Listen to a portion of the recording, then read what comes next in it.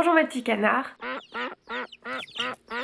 J'espère que vous allez bien. Je vous retrouve pour une vidéo spéciale sur les angoisses et plus précisément sur les phobies sociales. Pourquoi vous parler de phobie? Eh bien parce que j'en ai depuis très longtemps, depuis mon enfance en fait. Au départ je me rendais pas compte que c'était des phobies. Je pensais que c'était normal d'avoir tout le temps peur. J'avais pas vraiment de point de comparaison parce que j'étais fille unique et qu'à l'époque j'avais pas beaucoup d'amis. Donc je pouvais pas comparer avec les autres, donc pour moi tout le monde avait un petit peu peur comme moi. Tant que j'avais des phobies qui étaient pas trop visibles, du style avoir peur des araignées, c'était gérable en fait devant les autres, jusqu'au jour où j'ai eu d'autres phobies qui se sont développées et c'était davantage visible de l'extérieur. Et là les gens ont commencé à se moquer de moi, à me dire que j'étais folle, que j'étais ridicule. Ça m'a fort touchée et en fait je me suis refermée sur moi-même comme une huître.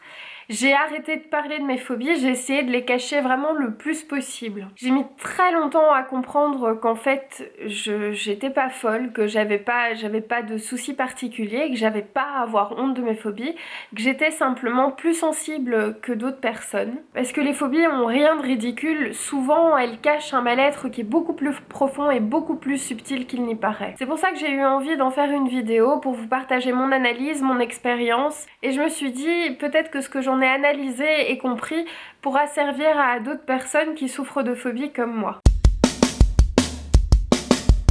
Alors je vais commencer par vous énumérer les différentes phobies sociales que j'ai relevées. Par phobie sociale, j'entends les phobies qui peuvent altérer la relation à autrui, qui peuvent avoir une influence sur le comportement en société. Moi j'en ai relevé 10, mais c'est mon vécu, donc c'est selon ce que moi j'ai ressenti et ce que je connais, et donc il est fort probable que vous en releviez d'autres. Alors la première c'est l'agoraphobie. Et contrairement à ce que les gens pensent, c'est pas vraiment la peur du monde ou de la foule, c'est surtout la peur des espaces publics. La peur des endroits où la fuite est rendue difficile, voire impossible. Et donc ça peut aussi bien se produire dans un espace qui est complètement désert que dans un espace qui est bondé. Pour moi, ça a commencé à l'université, dans les auditoires, et peu importe que l'auditoire était petit ou immense, justement s'il était très grand et que j'étais au fond, le temps que j'arrive à la sortie, j'allais déranger tout le monde, j'allais me faire remarquer, c'était compliqué, et ça me faisait très très fort angoisser. La deuxième phobie, c'est l'oclophobie. Et comme je vous ai dit, elle est à ne pas confondre avec la première parce que ici, à l'inverse, on préférera que l'espace soit très très ouvert pour moins ressentir le poids de la foule. Donc là, c'est vraiment ici une peur du monde. Moi, c'est apparu en même temps que l'agoraphobie et je l'ai ressenti à partir du moment où j'avais du mal à faire la queue pour rentrer quelque part. Le fait que j'avais du mal à attendre là où il y avait beaucoup de gens, plus possible d'assister à un concert, les soldes, les rues commerçantes bondées, c'était impensable. Donc j'ai commencé à éviter un tas de situations et je me suis rendu compte que dans ces cas-là, en fait, ressortaient des réactions très animales qui me mettaient mal à l'aise et dont j'ai du mal à parler parce que dire ça à quelqu'un, c'est toujours un petit peu particulier. En fait, j'avais envie de griffer et de mordre les gens. Donc c'est en ça que je parle vraiment d'instinct primaire et animal.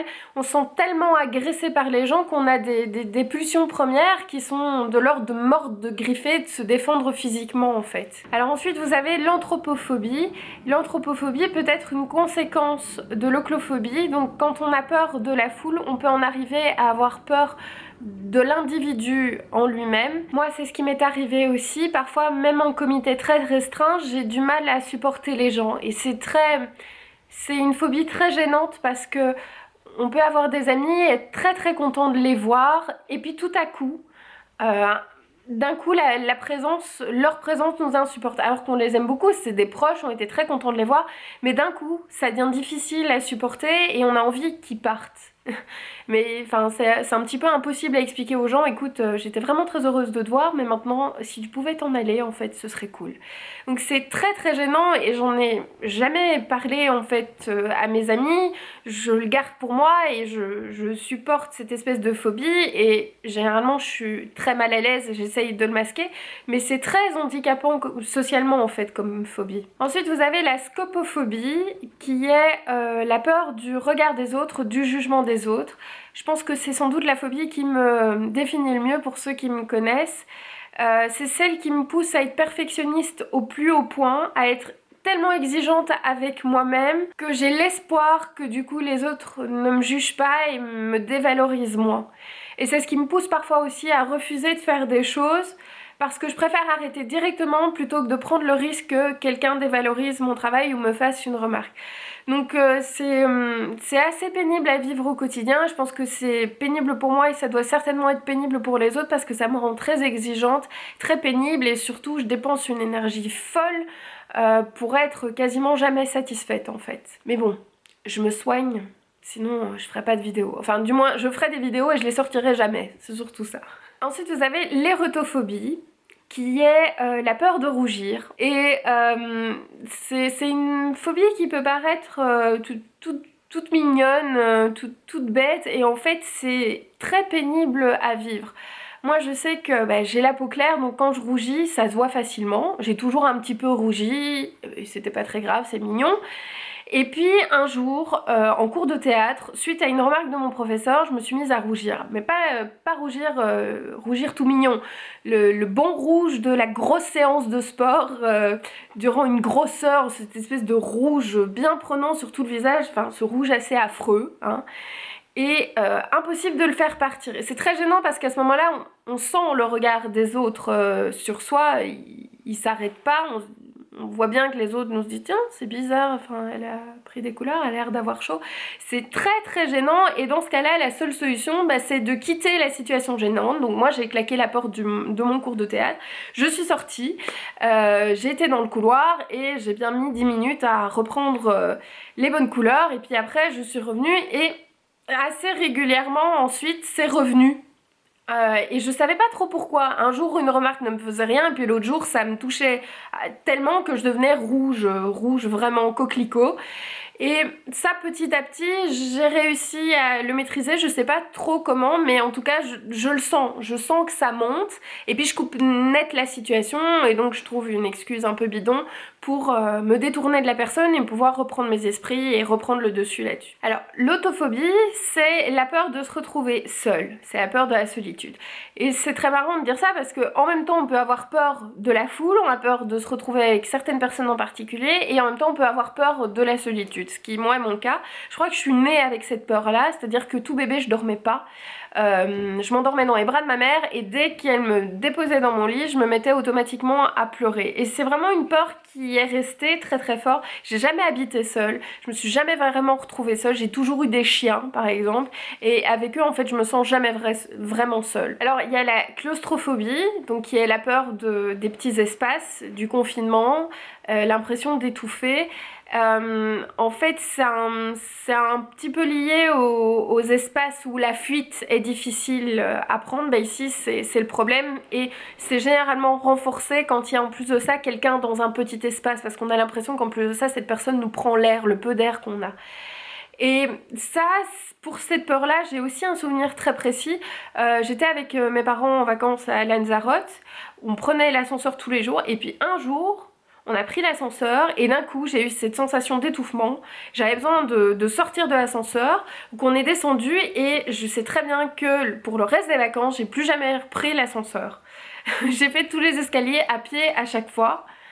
Et maintenant j'ai encore vraiment cette peur qui reste, je me force à prendre un ascenseur mais je prie à chaque fois pour qu'il ne tombe pas en panne et que je me retrouve pas coincée parce que je sais d'avance que si je devais rester coincée dedans, je vais faire une énorme crise de panique quoi. Alors la nyctophobie, c'est la peur du noir, c'est une peur qu'on a généralement quand on est petit.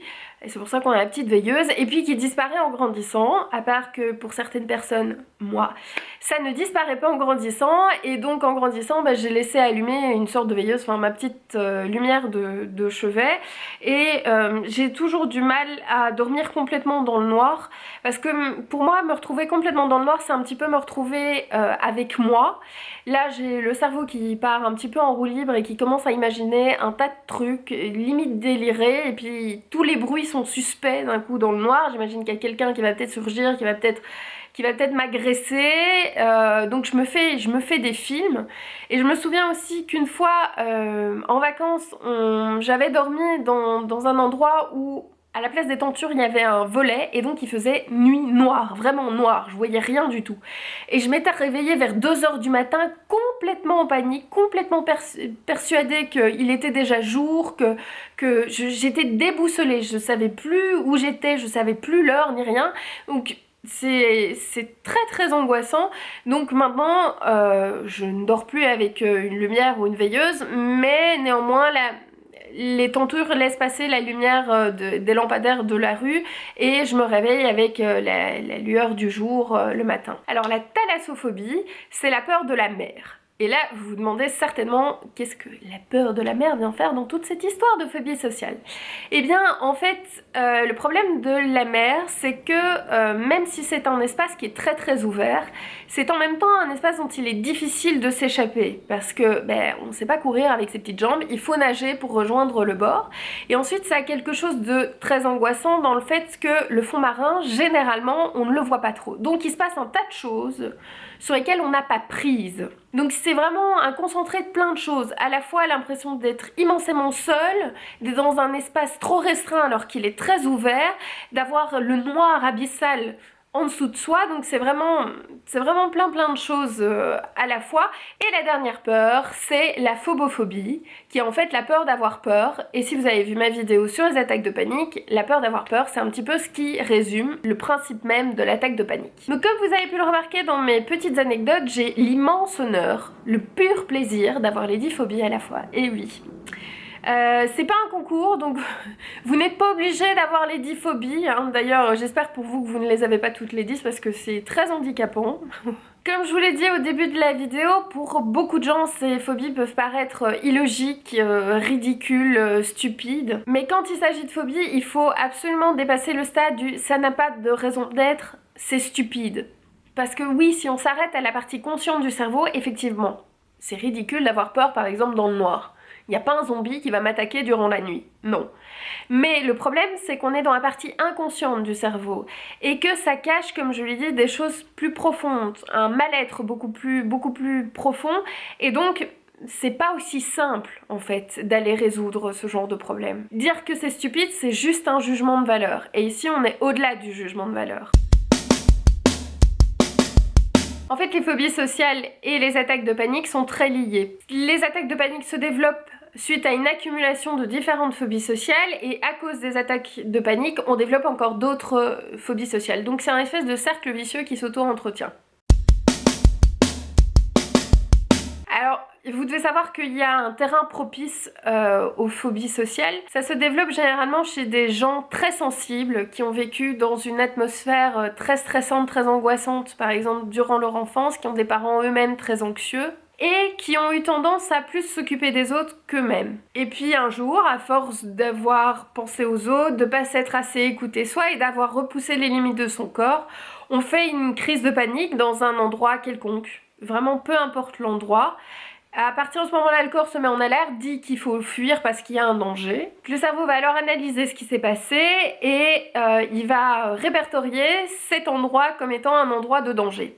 Donc à chaque fois qu'on va retourner à cet endroit-là, il va y avoir une attaque de panique. Donc logiquement, comme c'est très pénible d'avoir des attaques de panique, on va éviter ces endroits-là et quand il y a des évitements, il y a développement de phobie. Alors, on s'intéresse aux phobies et pas seulement aux attaques de panique parce que si on sait de quoi on a peur, on peut davantage avoir de prise dessus. On a les armes pour lutter. Alors, du coup, on choisit les situations d'exposition en fonction, on y va graduellement parce qu'on sait ce qui nous fait peur. Et on va essayer de prouver au cerveau qu'il s'est trompé dans son analyse et qu'en fait, dans cette situation-là, il n'y a aucun danger. Ça donne un peu l'impression que le cerveau, il est un peu con et qu'il faut tout lui expliquer, oui. Alors vous avez différentes solutions, j'ai pas tout testé. Vous avez d'abord les thérapies cognitivo-comportementales qui consistent à aller voir un psychologue ou un psychiatre qui va analyser les situations, qui va mettre le doigt sur les différentes phobies et qui va proposer de faire des expositions graduellement. Moi j'ai fait, ça n'a pas été une partie de plaisir mais je pense que ça m'a énormément aidée. C'est ce qui a fait que j'ai pu recommencer à faire des choses, que j'ai toujours des crises, mais malgré tout, j'arrive toujours à sortir de chez moi. Alors qu'à l'époque où j'ai dû faire la thérapie cognitivo-comportementale, même aller au rendez-vous, c'était ultra pénible, c'était vraiment très difficile. Alors, vous avez les médicaments, le truc c'est que ça sert à rien de les prendre si à côté de ça, vous faites pas une thérapie ou un gros travail sur vous. Parce que le problème des médicaments, c'est que ça cache en surface le problème, mais ça va rien résoudre du tout. Qui sont vraiment là comme une béquille, mais une béquille temporaire. Ils sont là pour diminuer le seuil d'angoisse de départ, aider à faire les expositions, donc donner le petit coup de pouce suffisant pour oser faire l'exposition, mais c'est tout, c'est pas censé remplacer un travail de fond. Alors vous avez le yoga, pour apprendre à se calmer dans les situations de stress, reprendre le contrôle de son corps, travailler sur la respiration et tout ça. Moi j'ai pas fait spécialement de yoga, mais en tout cas de la relaxation, donc c'est dans le même style. Et faut dire que ça fait beaucoup de bien, ça m'aide pas mal durant les crises. Puis vous avez l'hypnose pour dépasser les barrières automatiques mises par notre cerveau conscient et aller chipoter dans l'inconscient. Alors, j'ai entendu dire que ça a donné beaucoup de bons résultats. Moi, je suis un petit peu méfiante parce que je sais qu'il y a beaucoup de charlatans là-dedans. Ensuite, ça coûte assez cher. C'est très peu remboursé, voire pas du tout. Et j'en suis pas encore arrivée à l'étape où je me dis, allez-y. Trifouiller dans mon inconscient, ça ne me fait rien. Non, ça me fait peur. Je sais pas si je suis prête qu'on aille remuer un tas de choses profondément. Ça m'angoisse pas mal. Bon, évidemment, ce que je vous donne là, c'est des pistes. C'est pas des remèdes miracles. Hein. Je suis pas médecin, j'ai juste vécu des situations très stressantes. Et donc, à force de m'être renseignée, d'avoir cherché, j'ai déduit des pistes, j'ai trouvé des choses qui me convenaient mieux que d'autres et donc je vous les propose. Je pense malgré tout que plus on essaye de choses et plus on a de chances de s'en sortir dans un futur pas trop lointain. À côté de ça, vous avez un tas de petites astuces à mettre en place pour gérer la crise, donc pendant la crise et juste un peu avant. Et je vous invite d'ailleurs à aller voir ma vidéo sur mes 12 trucs et astuces contre les attaques de panique, ça peut peut-être vous donner des petites idées, des petites pistes. Mais il faut pas oublier que ce sont des petites astuces, des petits trucs qui aident sur l'instant mais qui remplacent malheureusement pas un travail de fond.